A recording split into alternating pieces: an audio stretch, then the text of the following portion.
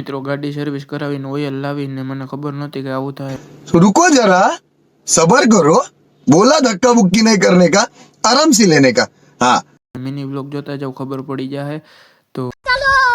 તો રામ રામ બધા મિત્રો અને મિત્રો નિશાળેથી રજા લઈ લીધી અને પછી મિત્રો આવી ગયા આપણે શોરૂમે. જોઈ લ્યો અહીંયા ટીવી હાલે છે ને પૂગી ગયો શોરૂમે ગાડી સર્વિસ કરાવવાની. મિત્રો આપણે ગાડી ધોવાઈને આવી ગઈ છે અને ઓઇલ નીકળી ગયું. જોઈ લ્યો મિત્રો કેટલું કાળું ઓઇલ નીકળ્યું અને હવે ઓઇલ નાખી દઈએ એટલે પછી આપણે નીકળી જઈએ. અને પછી મિત્રો હું ઘરે આવવા નીકળી ગયો અને મિત્રો જાજુ કંઈ હતું ને ગાડી સર્વિસ કરાવવા નથી. તો પહેલાં હું કોમર્સમાં ભણતો હતો તે લેક્ચર ભર્યા અને પછી નીકળી ગયો અને પછી ઘરે આવી ગયો અને ખાઈ લઈ અને હવે જવાનું આપણે વાળીએ.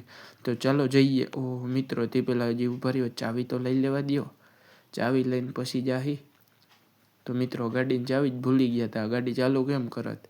તો ચાલો હવે જઈએ વાળીએ. તો તે પહેલાં મિત્રો તમને દેખાડી દઉં. મિત્રો જોઈ લ્યો આપણી ગાડીમાં જે ઓઇલ નીકળ્યું તે ઓઇલ ઘરે લાવ્યો તો મિત્રો રસ્તામાં લીકેજ થઈ ગઈ. મિત્રો આખું ભરાઈ રહ્યું અને મિત્રો હવે લઈ જવાને આ રાંધવું. તો પહેલાં આપણે એને હરખું કરી લઈ અને હરખું કરી લીધું ને જોઈ લ્યો ગાડી ચમકી ગઈ ને બાકી. તો ચાલો હવે વાળીએ જઈએ.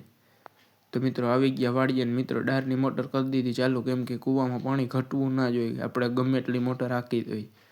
તો મિત્રો જોઈ લ્યો ડારમાં એટલું પાણી આપણે આવે છે, ભગવાનની દયા છે. તો મિત્રો તમે પણ થોડોક સપોર્ટ કરો, આપણા ચેનલને સબસ્ક્રાઈબ કરી દેજો. ડારની મોટર ચાલુ કરીને મિત્રો આવી ગયા આપણે જાહેરમાં પાણી વારવા. મિત્રો હવે થોડીક ઉગવા માંડી એટલે પાઈ દઈ.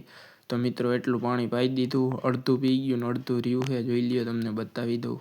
જોઈ લ્યો મિત્રો અડધું પી ગયું છે અને મિત્રો હવે પી ગયું બધું, ખાલી એક જ ક્યારો છે એ પાઈ દઈ અને પછી આપણે જઈ વાળીએ. તો મિત્રો એ પી ગયું, આપણે એક ક્યારો હતો એ, બાકીનું ઓલું પાર્યું હતું એ પપ્પાએ એને પાઈ દીધું હતું ને હવે આપણે જઈશી વાળીએ. તો મિત્રો આપણે માણકીને પણ જોઈ લઈએ, કેમ કે હમણાં 2-3 દિવસ પહેલાંની તબિયત બહુ બગડી ગઈ હતી. તો આપણે વાળી આવતા નહોતા એટલે આપણને ખબર હતી, પણ પછી ટાઈમ નહોતો અને પછી મિત્રો કપા આપણે ભરવા માંડ્યા. કપા વીણવા આવી ગયા હતા ઘરે, કપા ઠલવી દીધો ને મિત્રો હવે આપણે જવાનું ગામમાં, થોડાક પૈસા જમા કરાવી દઈ અને સામાન લઈને નીકળી ગયો ઘર તરફ. મળું તમને નવા મિની બ્લોગમાં.